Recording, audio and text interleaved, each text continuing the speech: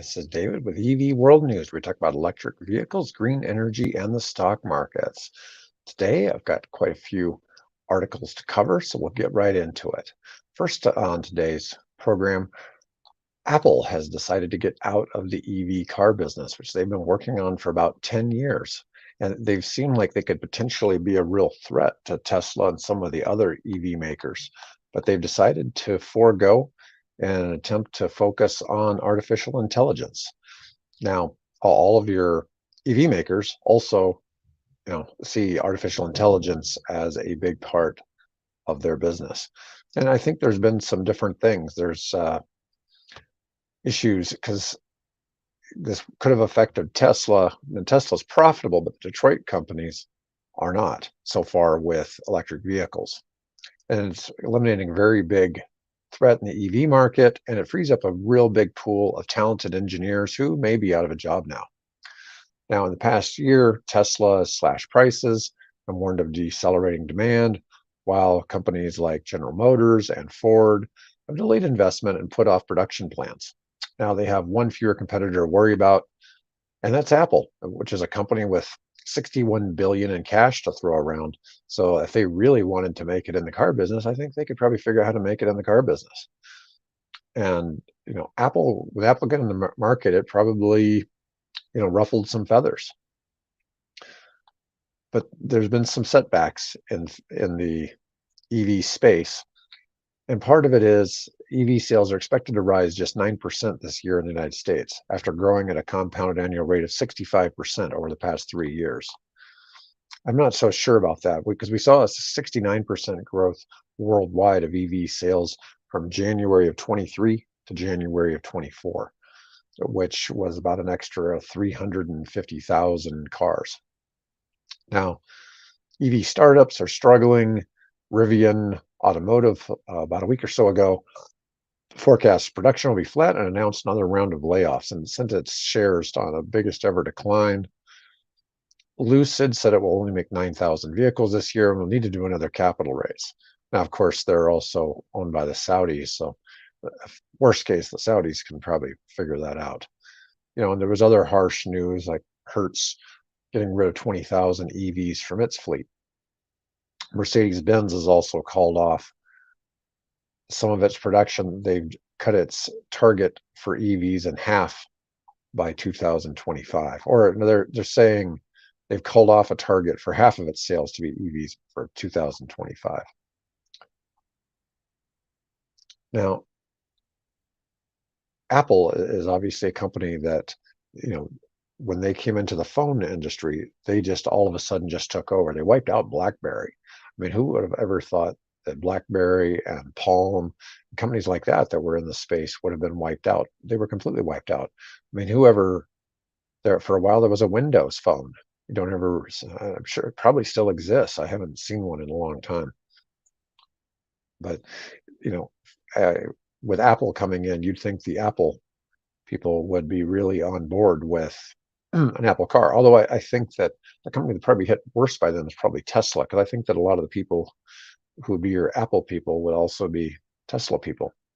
But that's just, my thought on that.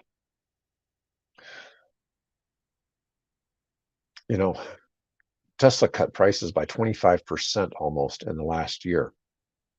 And so it could have caused some issues if Apple had come into the market for them.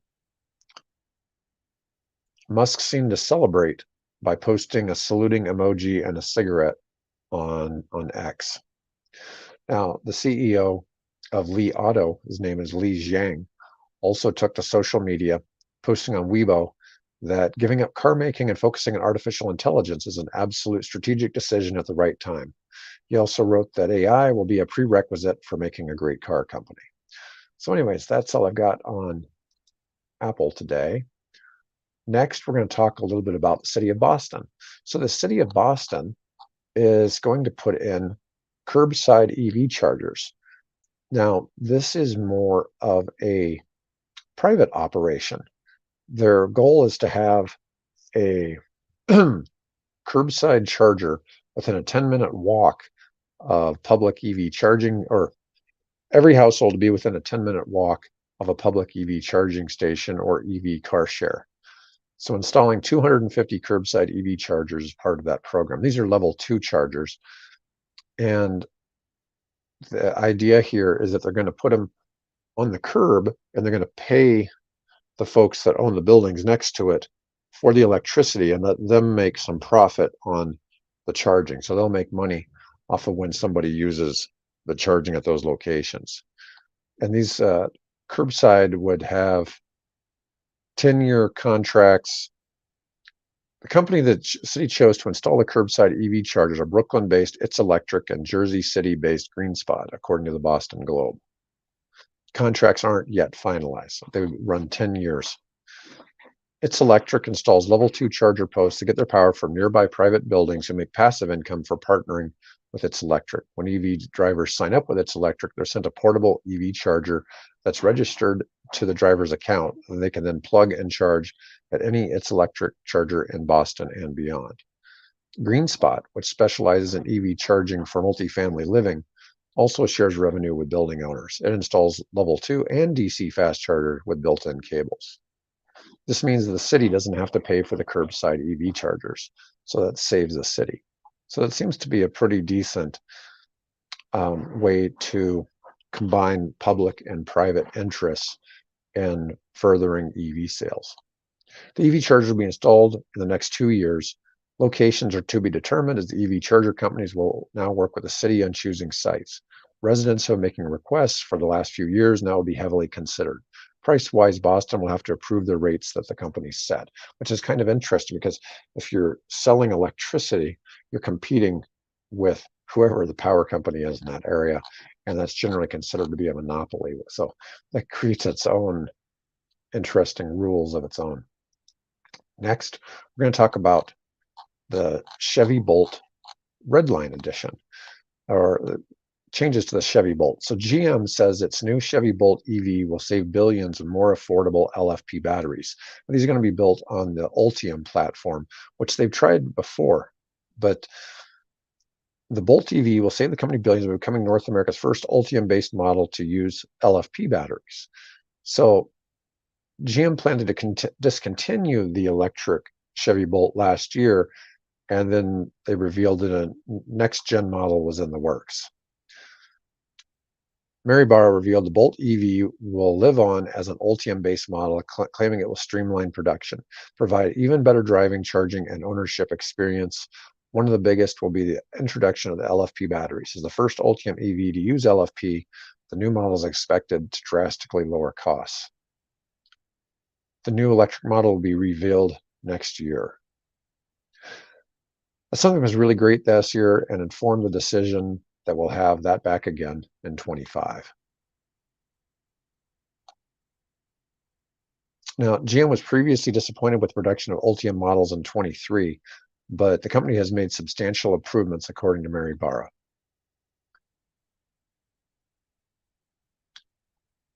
GM is mindful of the growing need for affordable EVs. It's a big reason why GM is reviving the Bolt rather than developing a new lower-cost EV platform.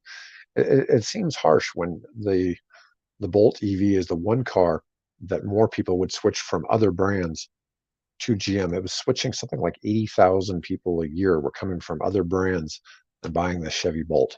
And for them to discontinue that seemed rather harsh. We've got an established brand. We've got a really good product that customers love. We can realize some of the efficiencies of the Ultium platform using the LFP chemistry and technology and make it more profitable for us and significantly improve the business case for it. GM plans to produce 200,000 to 300,000 EV Ultium platform EVs this year.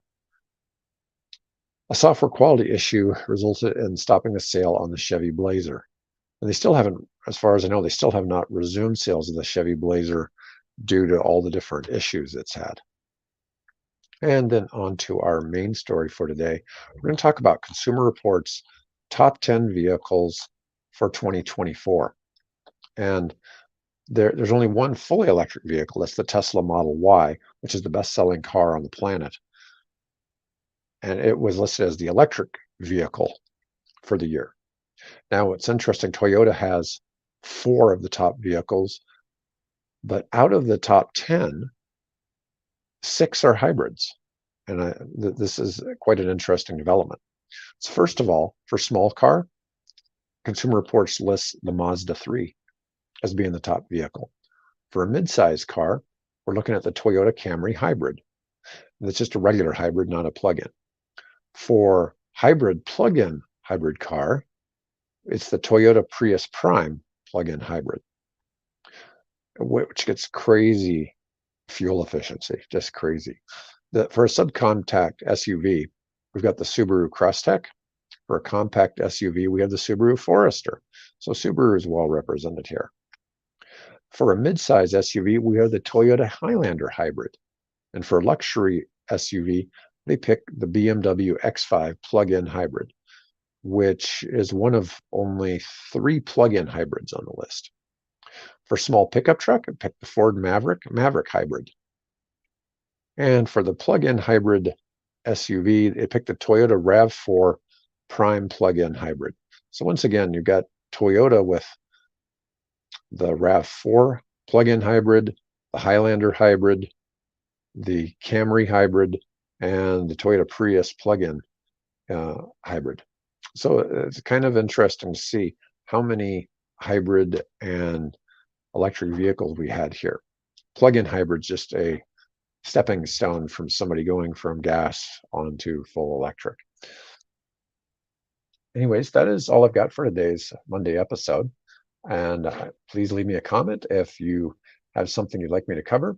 Please share this with other folks to help out our engagement, and give us a like if you liked what we did. Otherwise, have a great day. Thanks for watching.